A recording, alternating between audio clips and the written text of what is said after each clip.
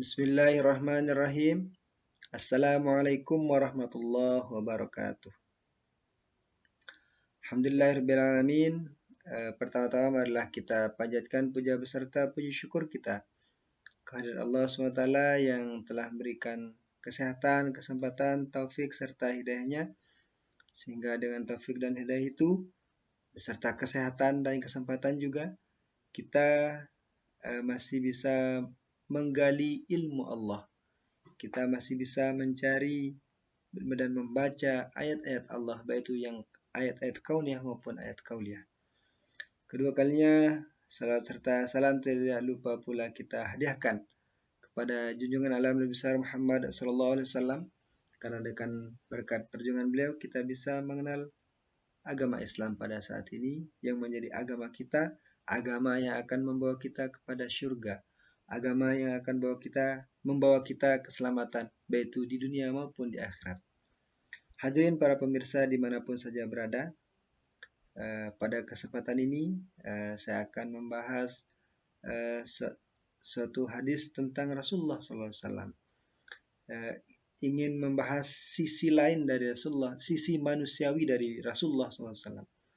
Karena pada saat itu, terutama bagi orang kafir Quraisy, mereka beranggapan bahwa siapapun yang menganggap dirinya sebagai nabi, maka dia adalah manusia sempurna, manusia yang tidak memiliki kekurangan, manusia yang tidak bisa bersedih dalam keadaan apapun.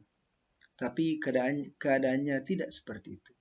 Makanya oleh karena itu pada kesempatan ini saya akan saya ingin mencoba membahas tentang sebuah hadis maupun beberapa ayat Al-Quran yang menyatakan bahwa Rasulullah SAW merupakan manusia biasa.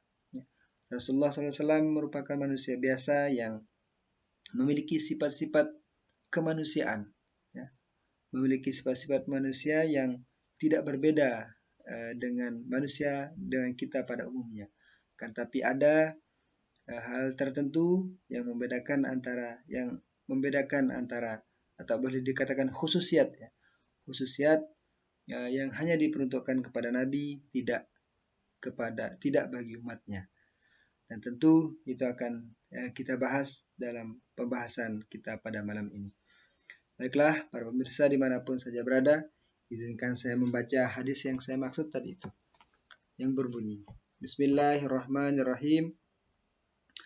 Hadis Usamata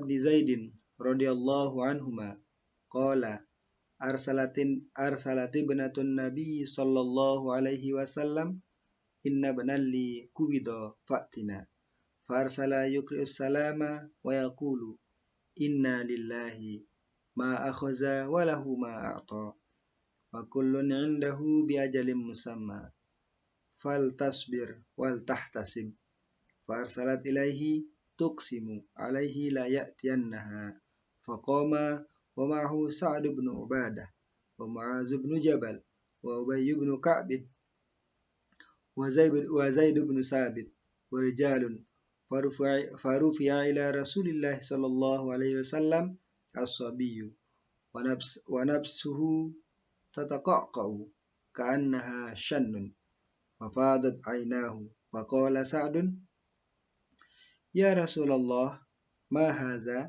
faqala hadhihi rahmatun ja'alaha Allahu fi qulubi ibadihi wa innama yarhamullahu min ibadihi ar-ruhama. Arti dari hadis tersebut adalah dari Usamah bin Zaid radhiyallahu anhu berkata, putri Nabi Muhammad sallallahu alaihi wasallam menyuruh pembantunya memberitahu Nabi Muhammad sallallahu alaihi wasallam bahwa putranya sakit, hampir meninggal supaya datang.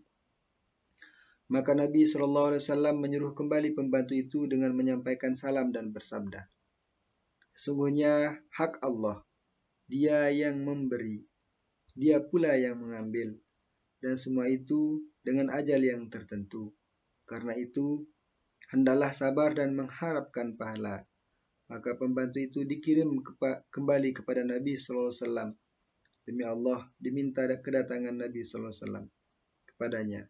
Maka berdirilah Nabi Sallallahu Alaihi Wasallam bersama Sa'ad bin Ubadah, Muaz bin Jabal, Ubay bin Ka'ab bin Sabit, dan beberapa orang lainnya.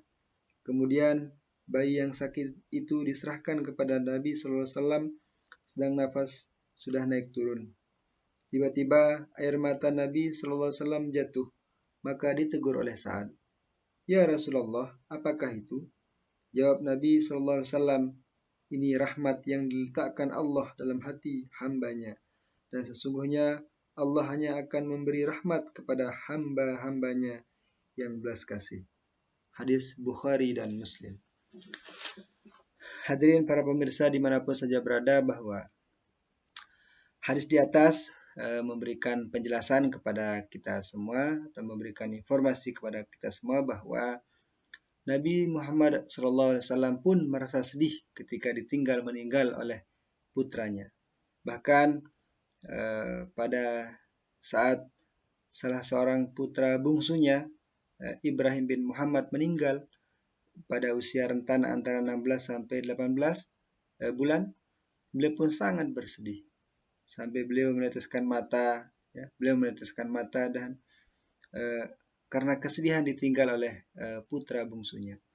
Ini membuktikan bahwa Nabi Sallallahu Alaihi Wasallam adalah makhluk biasa, makhluk biasa yang bisa merasakan kebahagiaan, bisa merasakan kesedihan. Karena mengapa saya sampaikan seperti ini? Karena pada orang seperti yang saya sampaikan di awal, bahwa orang kafir Quraisy itu menganggap Rasulullah SAW itulah makhluk sempurna yang tidak dikaruniai rasa belas kasih atau rasa kesedihan. Yang mereka hanya menganggap bahwa Nabi Muhammad adalah makhluk yang sempurna. Paling tidak ini dinyatakan oleh Allah SWT dalam Al-Quran surat Al-Furqan ayat ke-20 yang berbunyi, Bismillahirrahmanirrahim. Bismillahirrahmanirrahim. Wa ma arsalna qablaka minal mursalina illa annahum la yakuluna ta'am wa yamshuna fil aswaq. Tidaklah kami mengutus sebelum kamu dari golongan para rasul itu, kecuali sungguhnya mereka itu memakan makanan, la yakuluna ta'am, mereka memakan makanan, wa yamshuna fil aswaq, dan mereka juga berjalan di pasar-pasar. Itulah jawaban dari Allah SWT atas anggapan orang kafir Quraisy pada saat itu tentang sifat manusiawi dari Rasulullah Sallallahu Alaihi Wasallam. Cuma apa yang membedakan Rasulullah Sallallahu Alaihi Wasallam dengan kita pada umumnya? Hal ini juga dijelaskan oleh Allah SWT dalam firman-Nya, A'udzubillahi minasyaitonirrajim. Qul innama ana basyarum mislukum yuha. Katakanlah ya Muhammad, sampaikan kepada kaummu, saya sampaikan kepada umatmu bahwa saya atau aku adalah manusia sepertimu. Manusia sepertimu, akan tapi aku diberikan wahyu. Inilah yang membedakan antara kita dengan Rasulullah SAW. Dalam ayat lain juga disebutkan, wa ma yantiqu 'anil hawa in huwa illa wahyu yuha. Tiadalah aku mengucapkan sesuatu dari dalam diriku itu, kecuali itu merupakan wahyu dari Allah Subhanahu wa taala yang telah diwahyukan kepadaku. Itulah sekali lagi, itulah yang membedakan antara manusia dengan pribadi Rasulullah SAW. Akan tapi begitu juga dengan sifat-sifat lain daripada kenabian itu. Pada kesempatan ini juga saya akan menyampaikan beberapa kelebihan daripada Rasulullah SAW dibandingkan kita sebagai manusia yang lemah dan berdaya, yang kalau dibandingkan dengan Nabi Muhammad itu sungguh tidak ada beda-beda, tidak ada bedanya, bahkan tidak ada apa-apanya. Bahkan para ulama mengatakan bahwa debu yang menempel di fisik baginda Rasulullah Sallallahu Alaihi Wasallam itu lebih mulia dibandingkan dengan kita. Itu sebagai gambaran bahwa Rasulullah Sallallahu Alaihi Wasallam merupakan manusia yang berbeda dengan kita dari segi kualitas, maksud saya. Pada kesempatan ini saya akan menyampaikan sebuah sholawat, ya, di mana sholawat ini yang membahas tentang kebesaran baginda Rasulullah Sallallahu Alaihi Wasallam, yang ini merupakan pembeda antara diri kita dengan beliau. Ini dalam bahasa keseharian ini dikenal dengan bacaan asyru salawatin, 10 salawat. Bunyi salawat itu adalah yang pertama, Allahumma salli ala Sayyidina Muhammad wa ala ali Sayyidina Muhammadil ladzi ma waqa'a zilluhu ala al-ardi. Artinya adalah Ya Allah, berikanlah salawat kepada Nabi Muhammad SAW serta keluarga beliau, yang dimana Nabi Muhammad itu ma waqa'a zilluhu 'alal ardi qad. Tiadalah jatuh atau tiadalah menempel ma waqa'a zilluhu 'alal ardi qad. Tiadalah beliau itu memiliki bayangan di atas muka bumi. Ma waqa'a zilluhu 'alal ardi qad. Tiadalah jatuh bayangannya di atas muka bumi. Artinya kalau kita manusia atau benda pada umumnya itu memiliki bayangan, sementara Rasulullah SAW tidak memiliki bayangan. Hal ini dijelaskan ma waqa'a zilluhu 'alal ardi qad. Sama sekali bayangan beliau tidak menempel di atas muka bumi ini. Yang kedua yang berbunyi Allahumma salli ala Sayyidina Muhammad wa ala ali Sayyidina Muhammad allazi ma zahara bauluhu alal ardi qad. Di mana kata kuncinya di sini adalah ma zahara bauluhu alal ardi qad. Tiadalah nampak kencing beliau atau tiadalah nampak urin beliau di atas muka bumi. Dan konon katanya para ulama mengatakan bahwa bau dari urin beliau atau bau dari kencing beliau itu lebih harum dari baunya kasturi, atau lebih harum daripada baunya parfum yang kita gunakan pada saat ini.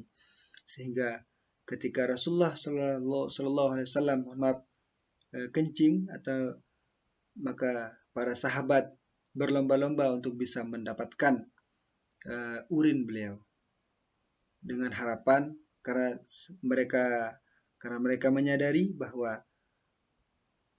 tubuh yang pernah disentuh, ya, bagian tubuh yang pernah disentuh oleh fisiknya Rasulullah, ya, tubuh yang pernah disentuh oleh fisiknya Rasulullah itu nanti di hari kiamat tidak akan disentuh oleh api neraka. Para sahabat meyakini akan hal itu. Samping itu, ketika berbicara tentang urin Rasulullah SAW,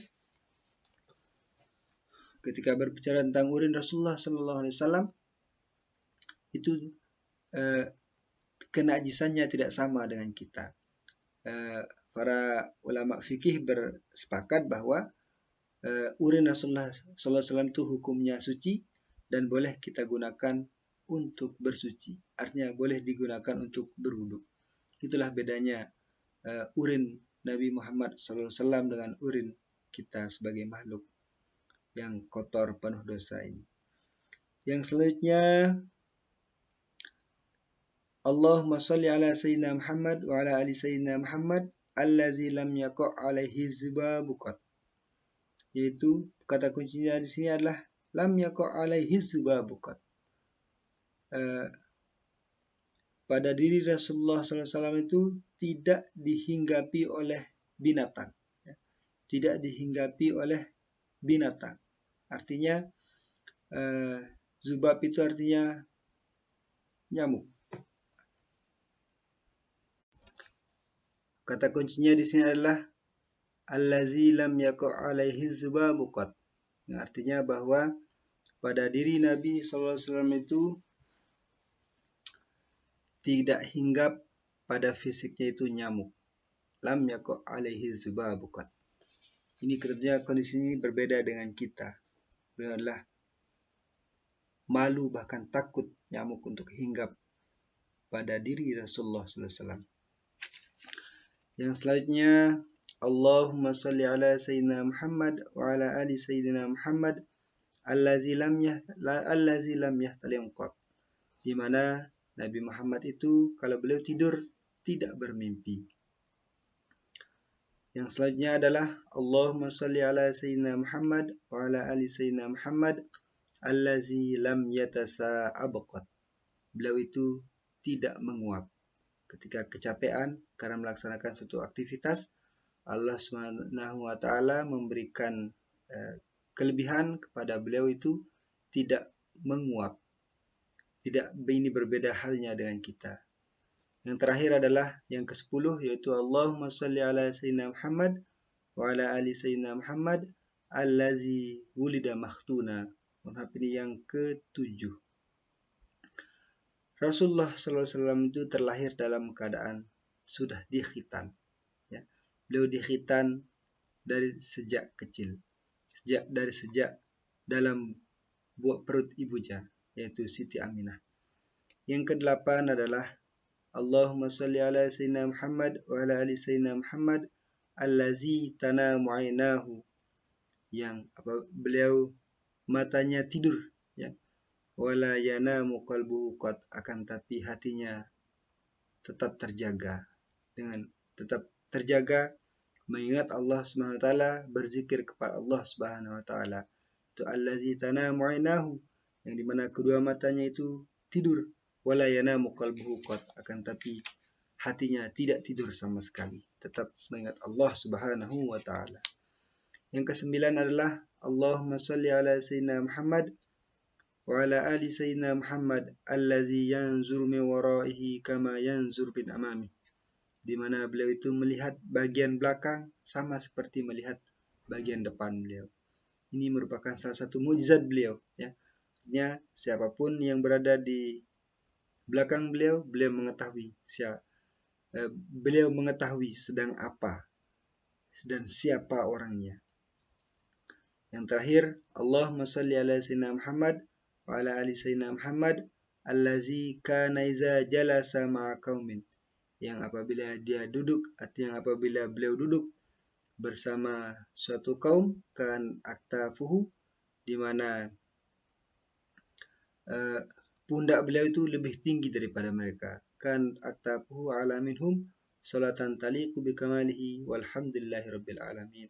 Artinya meskipun Rasulullah SAW duduk bersamaan dengan orang yang mungkin secara fisik lebih tinggi,